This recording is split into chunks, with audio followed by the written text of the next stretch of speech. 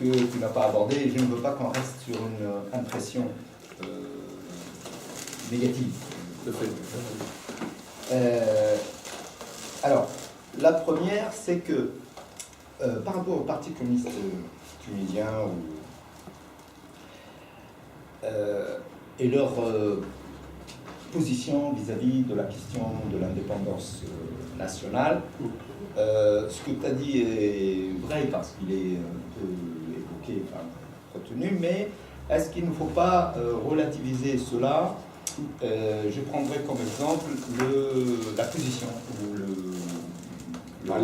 le comportement, non avant le comportement des communistes tunisiens par rapport à cette question dans le mouvement syndical, c'est-à-dire leur action, quelqu'un comme Saadé, par exemple, vis-à-vis d'essayer d'arracher, de constituer d'abord des syndicats, un syndicat tunisien avec d'autres, et par la suite de se séparer du syndicat du CGT, du syndicat français, comme... Est-ce que, bon, si on peut avoir quelques mots là-dessus, parce que ça relativise un petit peu, peut-être que sur le plan théorique ou le discours politique, enfin, peut retenir ça, mais dans les faits, au fait, il y a eu... les communistes ont assez tôt pris effectivement la question de l'indépendance nationale. Il y a eu même par moments, presque objectivement ou volontairement, enfin, une démarche commune avec le destin. Ça d'une, juste un petit, pour qu'on puisse relativiser un petit peu. Et puis par rapport à par la suite, je veux dire, après l'indépendance, ce qu'on a appelé la nouvelle gauche et la gauche classique, donc le PCT, le Parti communiste tunisien d'une part, et puis la nouvelle gauche, bon, principalement ses perspectives tunisien, le travailleur tunisien, qui a donné par la suite d'autres enfants, qui continuent encore.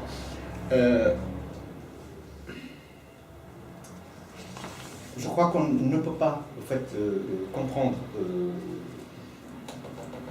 concrètement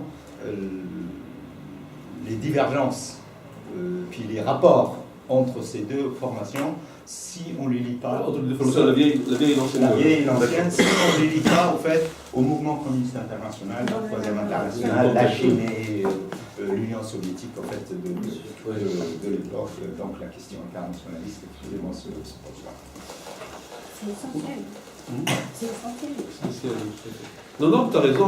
Moi, je parle de manière sommaire, je donne des repères. Et effectivement, une règle de méthode que j'ai un peu zappée, je suis d'accord avec toi, c'est de fixer le contexte géopolitique. Pour le coup, il est évident que le mouvement Perspective, il est né d'une dynamique interne, je crois, c'est l'essentiel. Mais il est né aussi dans le sillage de la fameuse révolution culturelle prolétarienne en Chine, ça c'est clair. Il est lié à la grande division du mouvement communiste international, comme on disait à l'époque. Ça, c'est tout à fait, tu as raison de le rappeler, c'est important. Même si, moi je fais une nuance. Par exemple, si je prends le premier perspective, parce qu'il y a eu deux perspectives, il faut le savoir. Le premier perspective, celui d'identifier à la figure de Nourdine Belkhadr, qui nous a quittés il y a quelques années, qui est une figure très attachante, était un mouvement intellectuel divers, où il y avait des marxistes et des non-marxistes, et c'était une aventure à la fois politique et intellectuelle et de débat, et qui se posait contre la langue de bois des spoliens et communistes et nationalistes arabes. Même s'il y avait des nationalistes arabes au sein de perspective lui-même. Mais les nationalistes arabes les plus éclairés, parce qu'il y avait des débats entre eux. Donc c'était la dynamique première, ne devait rien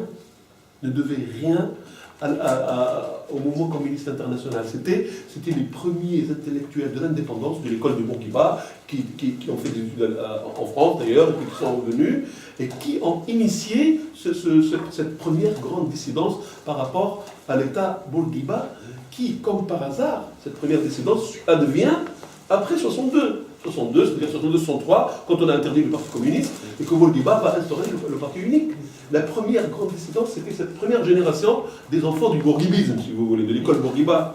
Mais donc la dynamique est principalement interne. Par la suite, et là pour le coup je te rejoins, à partir du milieu des années 60, 67, il va y avoir cette fuite en avant qu'on a appelée la maoïsation, qui va donner par la suite à Hamilton, etc. Mais là, effectivement, on est revenu au vieux démon du Parti communiste des origines, qui était l'externalisation du regard. Bon, au nom bien sûr de l'internationalisme, au nom de l'universalisme, c'est une démarche très louable de ce point de vue-là, mais en même temps, elle supposait une certaine aliénation de nos idées. Donc c'est vrai que moi je me souviens, on se souvient tous, il y avait une fétichisation dans le gauchisme de figures comme Mao Tse-tung et d'autres, qui était très très très dommageable à l'idée même de la démocratie, quoi, qui nous éloignait un peu. Heureusement qu'il y a eu, ça a été rattrapé par la suite grâce à la pratique étudiante, grâce au syndicalisme, surtout grâce au passage à l'EJTT, qu'on a retrouvé des démocratiques, mais à un moment c'était une dérive assez fâcheuse, quoi. Heureusement qu'elle n'est pas passée à la violence, parce que c'était le destin qui pouvait l'un des scénarios qui pouvait advenir. Donc ça c'est pour la première question, tu as raison, il faut absolument à chaque fois, d'ailleurs je peux continuer, on peut revenir aux origines, bien sûr, on a parlé du congrès de Tours, il y a aussi la révolution bolchevique, qui est l'arrière-fond, la toile de fond de la division et de la naissance des mouvements communistes dans le mouvement ouvrier, comme noyau dur et comme pôle principal du devenir de la gauche, ça c'est clair. On peut, en 1934, au moment de la création du Parti communiste, le fait même qu'on abandonne la défense de la libération nationale, c'est lié à la stratégie du mouvement communiste international et du Comintern. Comme chacun sait, quand c'était la vieille idée de Staline, défendre, faire un front antifasciste et défendre la patrie du socialisme, qui s'appelait l'Union soviétique. Tu vois, ça bien sûr, c'était la grande dérive stalinienne. Tout cela joue, mais bon, je l'ai mis, si tu veux, comme une sorte de hors-champ, comme on dit au cinéma, pour me fixer sur l'essentiel. La deuxième question que tu as évoquée, c'était par rapport au PCT. Parlons-en. Je suis d'accord et pas d'accord avec toi. Surtout dans le syndicalisme. Hein. Effectivement, la figure de Saadaoui, qui peut dénier à Saadaoui son appartenance et son combat pour le mouvement national. Je vais au-delà de Saadaoui, Ali Jarad. Mais Ali Jarad était le pestiféré de son propre parti. Tu vois, il a été carrément écarté, réhabilité par la suite. Bien sûr, il a été remis à l'honneur, c'est évident. Mais à un moment, il était y compris par des figures prestigieuses, comme même de Georges Hadda ou Naif Aourir. Il en a subi beaucoup de choses. Donc, il y avait à un moment une lutte, effectivement, très âpre au sein du Parti communiste tunisien, entre les nationalistes, entre guillemets, on est très nationalistes, la dérive nationaliste, et entre les internationalistes, qui étaient les plus fidèles au Parti communiste français, donc à la métropole.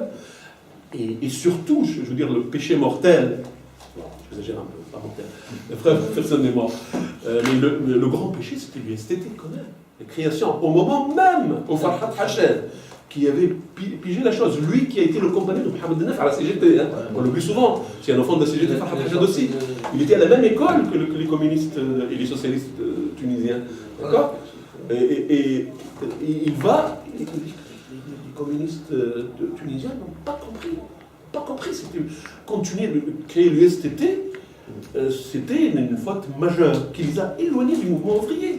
Ça ne veut pas dire qu'ils n'ont pas participé, ils ont fait des grèves, ils ont fait des choses importantes. Et l'USTT, sur certaines positions, avait un discours beaucoup plus avancé, mais qui ne prenait pas, qui ne mordait pas dans le social et n'avançait pas le schmilblick, c'est-à-dire la lutte des classes. Vous voyez ce que je veux dire? Donc c'est important, ça. Donc, mais il y a toujours eu une tendance très patriotique dans le Parti communiste, je n'en doute pas, mais je m'en tenais au grand courant. Les interventions ont focalisé sur cette question, c'est pas par hasard, de l'identité. Ça, c'est très important, mais il ne faut pas qu'il y ait de contresens. Il y a deux choses que j'ai évoquées. L'identité de la gauche, ça c'est une chose, et la question de l'identité, qui pour moi est une fausse question, je le dis tout de suite. C'est très important. Quand on dit la focalisation, le chantage identitaire. qui existe en Tunisie, bien sûr que tu l'as... Qui a été posé par les islamistes. Oui, mais tu chantage. Les amis et la gauche, on est piégé, on est dans une sorte de... Il faut desserrer cet étau, mais ça c'est clair. Je vais prendre les deux, un par un.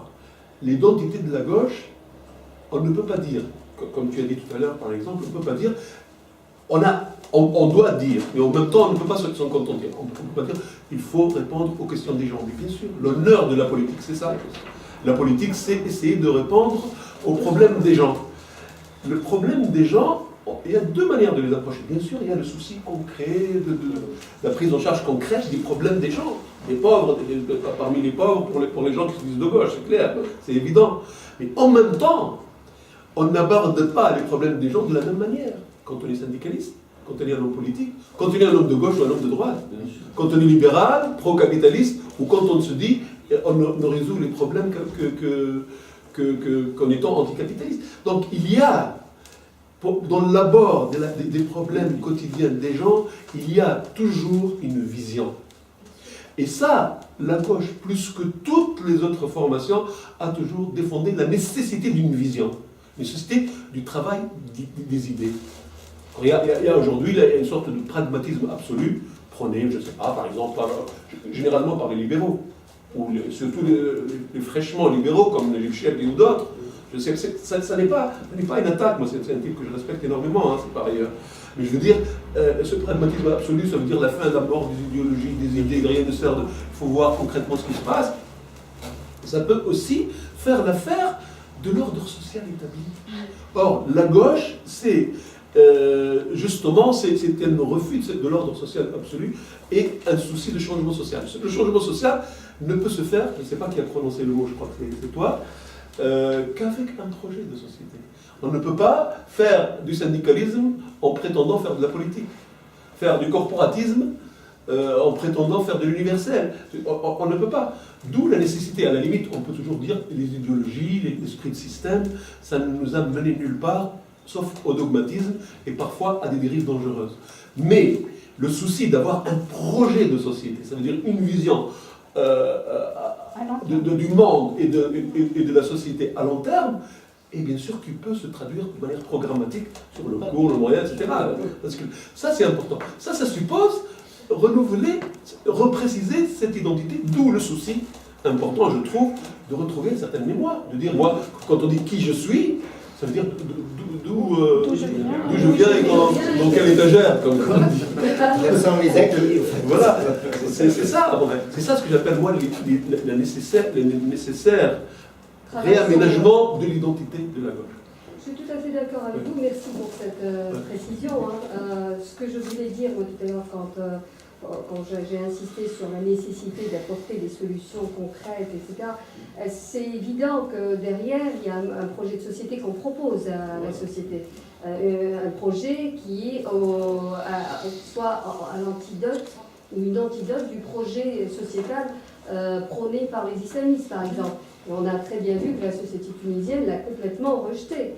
Donc c'est plus qu'important pour la gauche aujourd'hui de proposer un projet de société qui soit une synthèse, bien sûr, de son héritage culturel, bolchevique, etc., tout son héritage historique, mais aussi de choses ou de nécessités actuelles et pour l'avenir. Voilà, donc le projet de société, ça c'est important. Après, sa traduction au travers d'un projet économique, social, etc., ça va de soi.